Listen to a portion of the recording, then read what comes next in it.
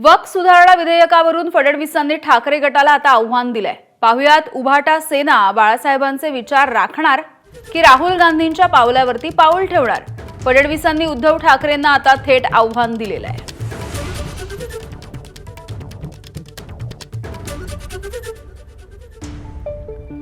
अभिषेक मुठाळे आमचे प्रतिनिधी आपल्याला याविषयी अधिकची माहिती देतील। अभिषेक, वक्फ सुधारणा विधेयक उद्या लोकसभेमध्ये मांडलं जाणार आहे, चर्चा सुद्धा होणार आहे आणि याच पार्श्वभूमीवरती फडणवीसांनी एक वेगळं आव्हान दिलंय ठाकरे गटाला।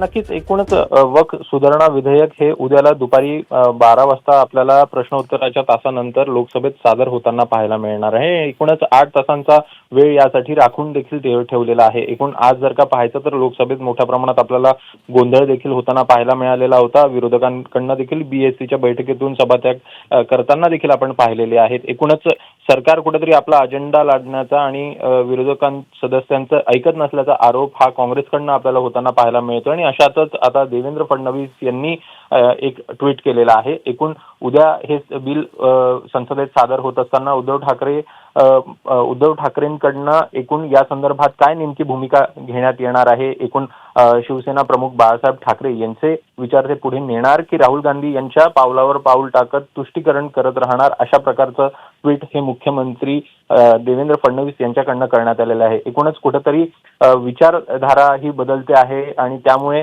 या विचारधारेच्या माध्यमातून हिंदुत्व कुठेतरी सोडण्याचा प्रयत्न हा शिवसेना उद्धव बाळासाहेब ठाकरे पक्षाकडनं करण्यात येत आहे, अशा प्रकारचा वारंवार आरोप आपल्याला भाजपकडनं होताना पाहायला मिळालेला होता आणि तशाच प्रकारे मुख्यमंत्र्यांकडनं हे विधान हे महत्त्वाचं म्हणावं लागणार आणि त्यामुळे उद्याला कशा प्रकारे भूमिका ही शिवसेना उद्धव बाळासाहेब ठाकरे पक्षाकडनं या बिल संदर्भात घेतली जाते ते बघणं महत्त्वाचं असेल। अगदी अभिषेक, धन्यवाद माहितीसाठी। आणि या संदर्भात सूत्रांकडून आता मोठी माहिती मिळतेय। ठाकरे गट हे वक्फ विधेयकाला विरोध करणार असल्याचं कळतंय। वक्फच्या नंतर सरकार हे मंदिर देवस्थानांच्या जमिनींवरती सुद्धा कब्जा करू शकते असा ठाकरे गटाचा दावा आहे। वक्फच्या विविध कलमांवरती ठाकरे गट प्रश्न सुद्धा उपस्थित करणार आहे। वक्फ बिलावरती आमची भूमिका सभागृहामध्ये सादर करू असं दानवेंनी म्हटलंय। त्याच्यामुळे वक्फचं बिल जे येईल, मला वाटतं शिवसेना त्याची भूमिका उद्या सभागृहात सादर करेल।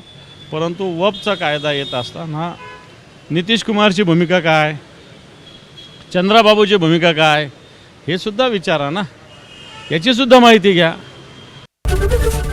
एबीपी माझा, उघडा डोळे बघा नीट।